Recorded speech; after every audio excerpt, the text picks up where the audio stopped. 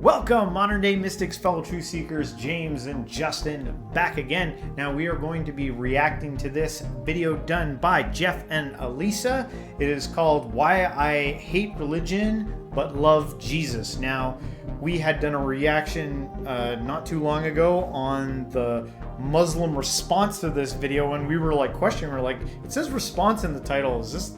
And it was for this video. Is it? Was it like a clapback or was it? Yeah, I think so. Something like that. Okay. It was like the Muslim version of what we're about to respond to. So this is the original video. Yeah. So I think this is the Christian version. I'm not totally sure. So we're going to have to watch it and find out. All right. Let's see what the Christians have to say.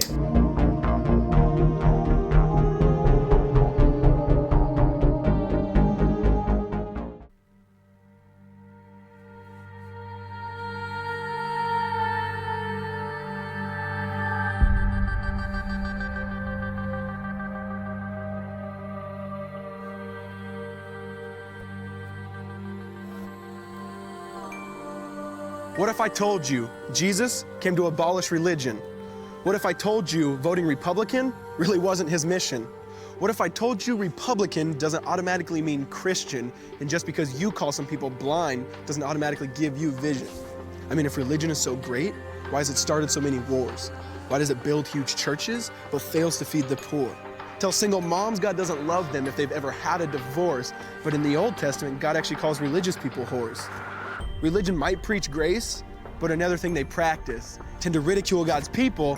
They did it to John the Baptist. They can't fix their problems, and so they just mask it, not realizing religion's like spraying perfume on a casket. See, the problem with religion is it never gets to the core. It's just behavior modification, like a long list of chores. Like, let's dress up the outside, make it look nice and neat. But it's funny, that's what they used to do to mummies while the corpse rots underneath. Now, I ain't judging. I'm just saying, quit putting on a fake look. Because there's a problem if people only know that you're a Christian by your Facebook. I mean, in every other aspect of life, you know that logic's unworthy. It's like saying you play for the Lakers just because you bought a jersey. See, this was me too, but no one seemed to be onto me. Acting like a church kid while addicted to pornography. See, on Sunday I'd go to church, but Saturday getting faded, acting if I was simply created to just have sex and get wasted. See, I spent my whole life building this facade of neatness, but now that I know Jesus, I boast in my weakness. Because if grace is water, then the church should be an ocean. It's not a museum for good people, it's a hospital for the broken. Which means I don't have to hide my failure, I don't have to hide my sin. Because it doesn't depend on me, it depends on Him. See, because... So I think it's pretty safe to say that this is the Christian version, and very different from what we had reacted to before. Well, I wouldn't have known it till a little bit further on. In the beginning, I was like, Yeah. is this guy talking about enlightenment? You know what I mean? Yeah. Like, is this guy talking about freedom from like religious dogma, religious ideology? But then I'm confused because it sounds like he's kind of slipping in a little bit of guilt mechanisms in there. You know what I mean? Yeah. Like, but you should feel guilty. Or something like that, you know, Yeah. like as if there's something to feel guilty about. You know, in the beginning, I liked what he was saying because it seemed to be highlighting how religions are often a mechanism of suppression towards those things, you know? Like, I don't want to give religion the wrong thing. I'm not here to clap back anybody. I'm not here to point anything out. But I just noticed something. Religion gets a raw deal in the sense that it has the power to transform. I've said that on here before. It has the power to take somebody that's, you know, living in a very brutal place, brutal for them and brutal for everybody around them, and it can give them hope, and it can introduce them to things involving love and unity and charity and all kinds of nice things, and it can be a hope and a faith that you can build on. Yeah. But a little further down the road, you know, when you're in your teenage young man years or young lady years, and then it becomes a mechanism of guilt and shame sometimes, and a mechanism of suppression, and again, religion kind of takes a bit of the brunt of the blame for that, when really that's societal things. Even outside of religion, you're not just free in our culture to say and be what you really are. You're not free to go to people and be like, I'm struggling bad and it's ugly. Yeah. You know what I mean? It's not just in church where they'd be like, maybe go get some holy water doused on you and, you know, whatever happens. This idea that, you know, that there's something bad that needs to be corrected is something that I think starts to be a grappling point further on. It's obvious what you need correcting when you go into religion. You're like, I ain't gonna stab no more people, or I'm sick of being a living with no meaning in my life, just hedonic treadmill, getting wasted all the time, watching porn and not doing anything with my life. I'm sick of that. I'm ready for a change. It's obvious what you want changed. But 20 years in, there starts to be like another reckoning that happens where it's like, I'm sick of suppressing everything. What is Christ help me? Why am I still struggling with this stuff? Sometimes that can be paint a little more realistic picture. Anyway, I'm done rambling. What do you have to say? I think part of it has to do with the mechanism in which a lot of organized religion is used to be used as a tool in like child rearing and even taking care of teens and even in adulthood. It's like, just don't do this because it's bad and God doesn't like it. That is a terrible way to get people to see why things don't work. Like, I feel like when it comes to things like pornography or alcohol or any type of substance, like any type of carnal thing that you indulge in too much that like rips you apart, it's like just saying something like, don't do that because it's bad or it's naughty. That can cause a lot of problems because a lot of people are like, well, I like doing that thing. And that's not good enough reason for me, because once you get into like the deeper reasons behind all these things, like this will turn into something. Like a lot of times these things, the mechanics aren't shown how they work on like why this will rip your life apart or how this will have a negative impact. And it's better to go through things systematically and unpack them for people rather than just blanket statement, this is bad. And things are nuanced. Some things that are bad for some people aren't bad for other people. So it's tricky. You're making a solid point, and I just wanted to say one thing about it, okay? It does work, actually, in an emergency situation to be like, stop the presses, you do this, you do that, I'll beat you if you do this differently. You can organize things quickly, okay? And I just lost a bunch of people because I don't have the patience to let my point come full circle. Just listen to me for a sec. A rule book does work for a certain amount of time, but you have to actually incorporate our friends to the East concept of karma. Yeah. Because it's not a sustainable long-term thing. In an emergency, it's like, we're barbaric. We're killing each other and eating each other. We need something holy and just and good to come, and we need violent men to actually enforce it. You know, go to church. But over lots of evolution, you realize that there's all this trauma that comes from that. Like suppression, don't talk about it, don't look at it, don't think about it. Suppress it, it's the devil. All those urges in you are the devil. Yeah. It has its own karma. It's got like a backlash. It's got like a response to it. Yeah. Shit was falling out of my mouth. I was accidentally saying things I didn't mean to say. Freudian slips were happening because I was suppressing so much. After this, you have to understand where people are at. In an emergency, there's a lot of different protocol that is not appropriate for a sophisticated, evolved community where we can actually have discourse, where you can have a Muslim person sitting with a Christian person, sitting with a Hindu person, and they're all talking intelligently. Yeah. Hopefully the end of that is everybody ends up embracing each other and confessing their sins one to another and being like, I got that too. What's up with that? Let's think about it. Let's science this thing. Let's get a little bit of science in there. Let's put our minds on it. Let's realize what we have in common versus endlessly bickering because of unresolved, unacknowledged aspects that like want to argue with each other, need to proselytize, need to go make other people think how I think because I'm afraid.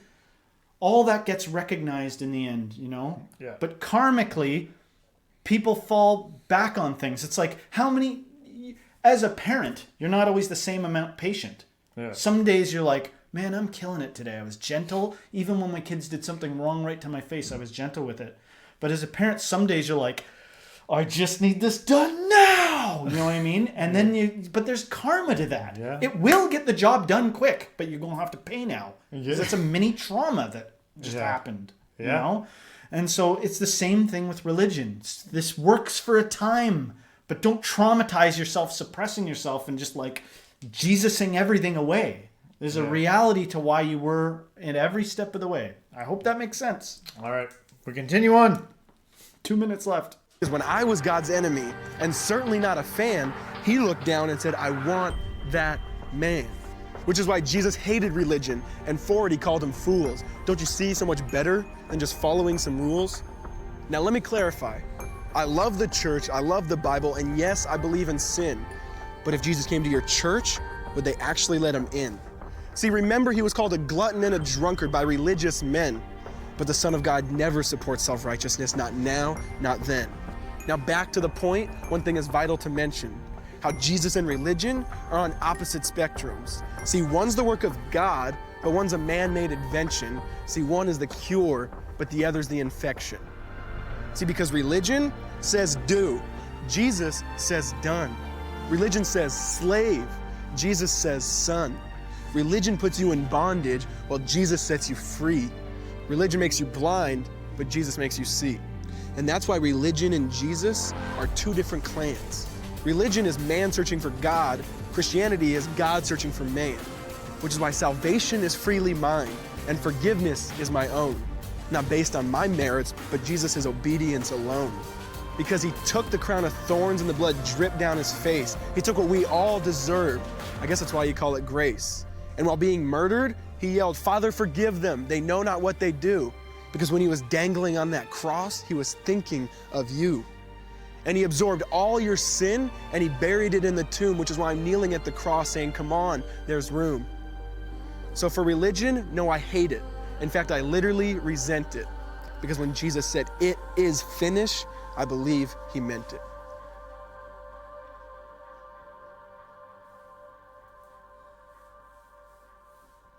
Very good. Some good poetry. I thought he did a good job of it. Yep. And he probably did a good job too also of trying to like separate religiosity from a more intimate relationship, or if that's what you want to call it, with Jesus. A lot gets lost in translation. Words that like I understand Christianese, so I know a lot of the language that he's speaking. I understand it from the Christian interpretation. Those words mean nothing, like they mean something different to me now. Like salvation for him isn't the same thing as salvation is probably for me and you, or liberation, words. I'm not sure exactly in the end, but I appreciate the point that he's trying to make. Yeah. The only thing, and so good video, well done. We're grateful to be able to react to it and everything, and solid point. It's an important message for youngsters. But when somebody starts saying, I don't just hate it, in fact, I resent it. It's like, well, don't start not seeing things clearly now. Don't start not seeing the process that's afoot here. Yeah. And what the point of these things are to begin with, and what purpose they play. Everything in this universe seems to hold. There's like nothing it's almost frustrating how there's nothing that goes to waste. Yeah. Everything finds a place energetically somehow in this universe. Yeah. And so even on the path to whatever deep truth is at the end of the game, everything plays a role, even if it's just something that, to make you realize. It seemed like a big theme in this was, looking one way on the outside, but being another way on the inside.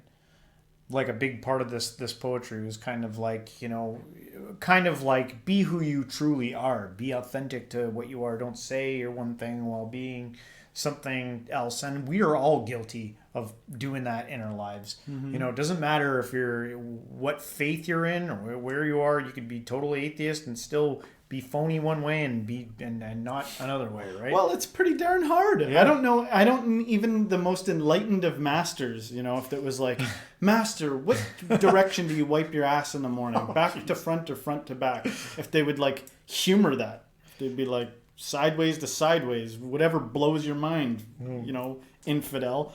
I don't know what the heck they would say, but the point is, yes, everybody potentially has something in there that you could go all the way back. It's like sometimes I used to dream about like if you had like some secret brotherhood or something like that, and you'd be like, you can't start unless you say something that essentially compromises you forever. Like, we're not going to accept some half-assed story of embarrassment that's like secretly a brag or something like that. No, this has got to be like, there's got to be a reaction to this. We all, unless we're like, I don't know if you can join this shit, then it doesn't count. You know, because how hard is it to get to the heart of things, for Pete's sake? Yeah. The hardest of heart Very things. difficult. Very difficult. Everyone's walking on eggshells. Everyone's scared. Everyone's saying, you go first. That's the big part of it, right? Yeah. A lot of the big part of it. Thank God for comedians. They go first all the time. Comedians are like the Good point. That's a they good at least they used to observation. be. I don't know where they are now with the culture, but back in the day, comedians helped a lot of people step back from the edge because they were just willing to say something crazy. Yeah. You know what I mean? I do this, and I know you do it too. Yeah. You know what I mean? Everybody be like, ah! So true. So true. Anyway, guys, we'll end it here. Hopefully you liked our reaction on this. If you did, don't forget to hit the like, subscribe, share this with a friend, and everyone until next time, Stay spiritual.